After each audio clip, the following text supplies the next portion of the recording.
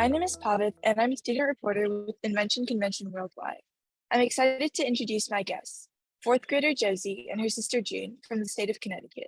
June's most recent invention, ABSS, an automatic brake system for strollers, and Josie's most recent invention, called the Ring of Fire, won first place in the third grade category at Invention Convention US Nationals competition of 2022. Welcome, Josie and June. Hi.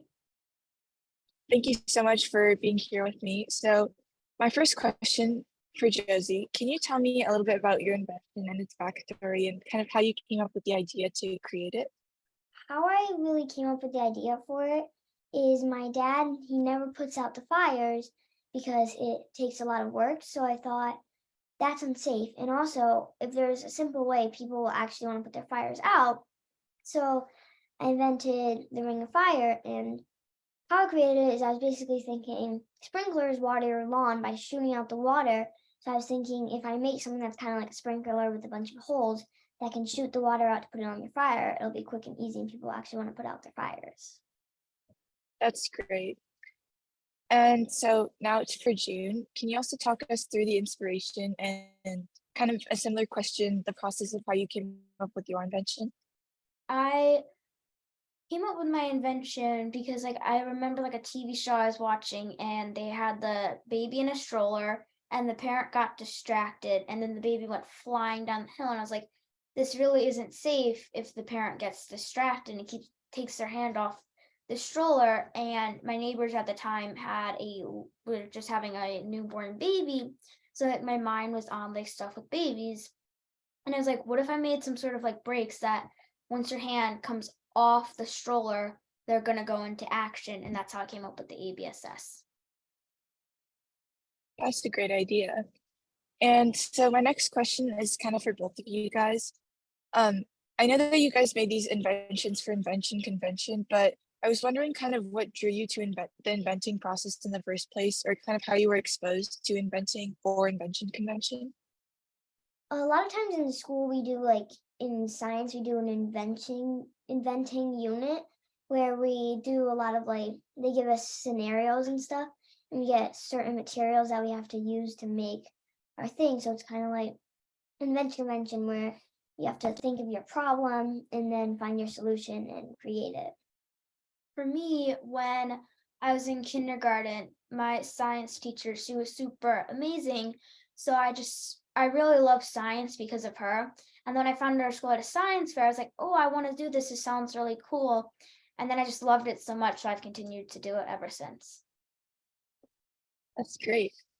So throughout your inventing process, as experienced inventors now, are there any hindrances or setbacks that you had? For example, in the 3D printing process of your brake, or maybe getting the sprinklers to work the way you planned, any kind of setbacks that you had? And with these setbacks and how you learned to grow from them, do you have any advice for inventors facing the same issue? So yeah, my brakes actually 3D printing them. It was hard to get them the right thickness and the right height. And then attaching them was definitely a challenge. But I think my advice would be if one of your designs isn't right, go slowly to change instead of just making a big leap. Try a little bit bigger, a little bit smaller, and then if that doesn't work, try again.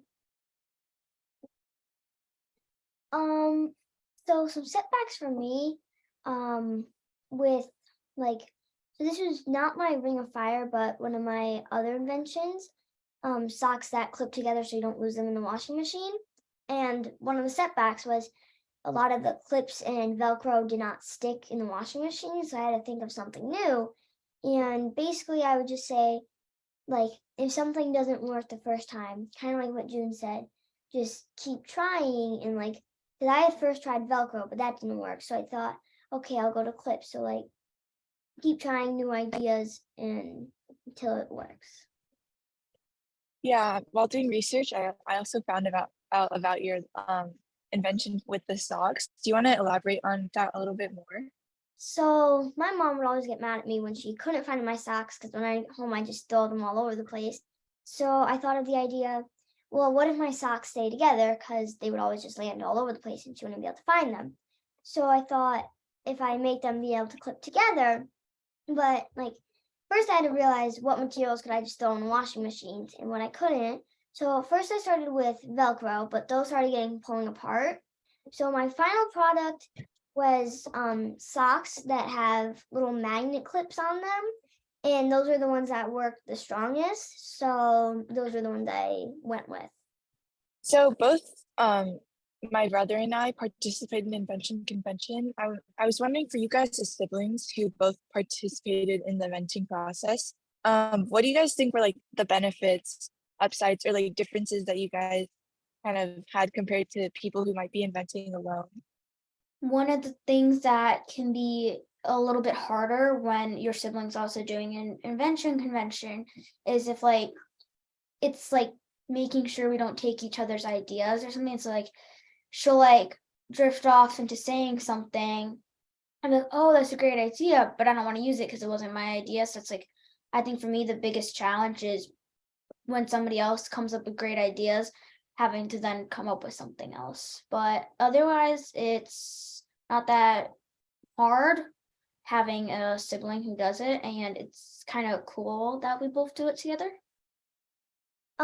So for me, I kind of one of the challenges is because with like my Ring of Fire, I had to use a lot of like the drills and pipe cutters. So my dad had to help me with that steps because I couldn't just use a blowtorch on my own. But it's like also hard if the other sibling needs help on their invention project. One of the benefits is like if let's say some year I need to make like I don't know something that involves I don't know like brakes, and like it's good to have another sibling because maybe then your parents have experience how to like help you with that. So it's like you kind of have an idea of maybe how to get things done. That's actually really great because I had the same things with my brother, like we would be brainstorming together, we'd sit in the same room, he'd come up with a great idea, like, oh mom, look at this idea, haven't I be like, that's a pretty great idea. So I think it gives you a lot of real world experience for like, working with peers or like other people, being in that group and having to go through the process at the same time. I think it gives you a lot of great experience. So you mentioned that you um, had a lot of guidance and help from your dad. Um, so whenever I know that in the inventing process, is a lot of trial and error as well. So were there any other people that you kind of reached for guidance or support of any kind? A lot of times like having help changing things like making them better. um Sometimes like it's mostly our parents that kind of test them out, but like sometimes we have our grandparents and stuff. And for one of my inventions, it was something that goes between your legs, so when you're on ski lifts, you can't slide out because me and my family would go skiing, but my mom's always worried that I'm going to slip out and under. So I invented it, and one of the problems with it, it was kind of uncomfortable. So we had to like, I had my parents test it out, and those were some of like the ears that I had to change because no one wants to have an uncomfortable thing. So like my mom helped me test that out, and she's the one who told me it was too sharp, the wood. And for me, my dad would help me with a lot of like the final product, but my mom would help me come up with like a brainstormed idea of like using like cardboard and string, the like materials that I wasn't actually gonna finalize it with to come up with a basic idea. And then she would help me with like my logbook and my board. This is out of my curiosity. After participating in Invention Convention, because I know you have like a certain amount of time, you have to submit everything by. Have you like kind of returned to your invention, made any changes, or like, thought about going further with it after, you submitted everything, your logbook, your presentation, and everything? For like honestly, all my inventions are something that I'd like if I had more time, more supplies, like and was maybe a little bit older, more capable, I'd love to like change this about it. Um, for one of them, my invention, it's called the super marshmallow roaster, and it helps like make sure marshmallows don't fall into the fire pit. And I would love to like take it a little bit further and like maybe get like a patent for it so I could like try to sell it someday because I think it's a really good one. But for the ABSS, I think there's a lot of things going on and maybe it doesn't look necessarily the neatest. So maybe like trying to find a way to like cover up some of the wires and make it a little bit neater would definitely be a goal to improve that. Yeah. Um, a lot of times, like the things I want to change is it's like, let's say for some random reason I'm doing something that doesn't even involve inventions, and I'm like, hey, this reminds me of my invention. And I'm like, I could add this to it. So it's kind of like random things just spark your imaginations to add stuff on. Like, what invention was it? I think it was my sock locks. I just had an idea that I would want to maybe like take it further and make it so you can also get other stuff that stays together. But like it was like other ideas that kind of make other ideas. So it's like after the fact, you kind of want to change things. Yeah, I think that's actually really valuable. Like, this just getting into that inventor's mindset kind of sparks a chain reaction of like now you kind of change your perspective and thinking like every time you see an issue, you're always kind of in the back of your mind thinking of a way to, solve it or thinking, oh, this is how I could make my thing better.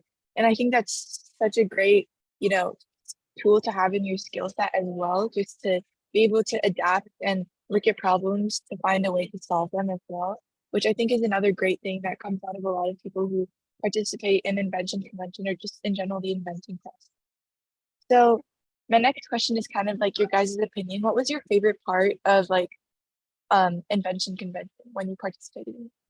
So one of my favorite parts, I love getting to do the building and making, but I also really like getting to go and present about and talk my invention because it's like something I know a lot about, so I can like just talk forever about it. But like when I would go to nationals, the museum is so cool and it's just like a fun experience getting to talk about it, meet other inventors. So that's honestly one of my favorite parts is getting to talk about your invention with other people who really care about inventing. Yeah, I'd kind of say the same thing. It's like I like the building part, but I also like presenting and getting to share my ideas and my invention. So I think my favorite part is probably the presenting. Yeah, I think that community aspect that kind of this program um, gives is actually really great. So that's why we want to kind of continue to expand to like a bunch of schools and students that maybe haven't had this opportunity. We can kind of keep growing that community as well. If you guys had to choose one or two skills that you gained or learned from this process, which ones do you think were the best and which ones do you kind of use the most? We kind of touched upon this a little bit earlier, but feel free to say more. I'd say one of the skills that I learned the most was problem solving because especially with setbacks when trying to build your invention or actually trying to think of the solution to the problem that you're solving, that's a skill that like you use a lot in your daily life, so it's important to learn during invention. For me, I would say learning how to 3D print and using like the app and getting to assemble it. I would have never learned that if it wasn't for my invention, the toothbrush carry-on, which I had to 3D print like the whole thing. And then also like measurement, like this year especially, there was a lot of measurement going on and like different things that I knew basic measuring, but like different things about counting for the saw blade. It was something I definitely learned from, and we use measurement a lot, but I would say the 3D printing I definitely use the most. That's great. So, out of curiosity, throughout this interview, you guys have listed so many inventions. So now I'm curious as to, for each of you, how many inventions do you have? Like, no matter how big they or have been. I have 7 inventions that I've done through the competition, but I'm always like making other things. Like I remember right after invention convention was finished in kindergarten, I made like a marshmallow like ramp or something. Like I took cups and some paper and I was like, you put the marshmallows here and then it goes down. So it's like another invention I made just for like fun. I didn't compete with it, but I made 7 that I've actually competed with. I think I've done, yeah, is this my fifth one Yeah, or? the 5th one. Yeah, so right now I'm working on my fifth one, but so far the ones that I've actually completed, I've done 4. So, you guys, are you in the process of making an invention right now? Yeah, so right now I have finished the building of my invention and coming up with it. I'm working on like finishing up my logbook and then And depending how like the first level goes, if I need to make a board or something, I would be working on that. But the invention set is just finishing up some little things to go with it. Yeah, like same for me because I've done the building. I don't really have to add anything on. So right now I just have to finish up my logbook. That's great. So I know a lot of inventors, you guys probably might have experienced this when you kind of first took that step into becoming an inventor. A, a lot of students find the whole process to look very daunting. And, it's like this huge thing that you have to go through to kind of make the invention. Is there any advice that you guys have for students who are looking into inventing but don't really know where they should be starting? Um, I'd say always start at the beginning and take it one step at a time. Like if you're just thinking of a problem, don't like say, "Oh, I'm gonna jump right ahead to start building and I'm just gonna start creating." I'd say take it step first, think of your problem, then your solution, then think of the materials you might need, and then start building and improving it. I would That's say kind of like take it one step at a time. So like you don't like need to worry about, well, how am I gonna do this later with it? First focus on like once I'm finished with this building part, then you can go on to other. But if you start working on multiple things at once, it's gonna get very crazy. But then I'd also say like if you start sooner than later, you're gonna have more time. And one of the best things is like when you make a mistake, you get more things to talk about and it shows your growth instead of like, getting it right away. So like you shouldn't be like, I don't know if this idea is good or not and not try it because like the more mistakes you make, the more you're gonna learn. right. That is so true. And I think some advice that I would share as well is, you know, don't be afraid to start because if you don't start somewhere, there's really nowhere to go, right? There's not much that you can do wrong by starting, and there's always room for change and improvement as well.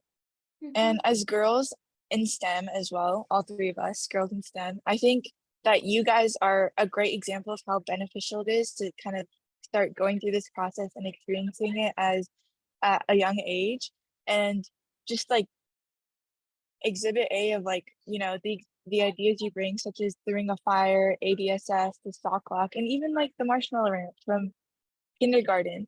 These are such great examples of in inventors that are, have been growing and will continue to grow in the future. And to wrap it up, my last question is, do you guys have any message you want to share with the world? It could be literally anything. You can shout someone out, thank someone, give any last piece of advice that you want to. I want to thank my dad because he helps me every year with this. And without his like advice and feedback, I would be like, I would just have a so much harder time. But then I also want to thank my STEM teacher. She was Miss Patrick, but now she's Miss Camera. Cause without her, I wouldn't have loved science so much. And she supports me throughout it. Like she comes to the competitions at national. She skipped work to come and support me. And her whole family supports me, but if it wasn't for her, I wouldn't like science as much as I do. And then my dad really helps me succeed with the inventing. I would like to thank my parents because my mom a lot of times helped me test them out with and also do the logbooks and the board, help me with those, and my dad helps me build. And but then also, like June was saying, the STEM teachers, because they, like she was saying, how they always show up to our competitions, and they're kind of the ones that introduced us to inventing. Mhm. That's so great. All right. On behalf of all of us at Invention Convention Worldwide, thank you so much, Josie and June, for joining me. Be sure to check out all our other student inventor interviews on our YouTube channel. Until next time. Bye. Bye. Thank you. Thank you for having us.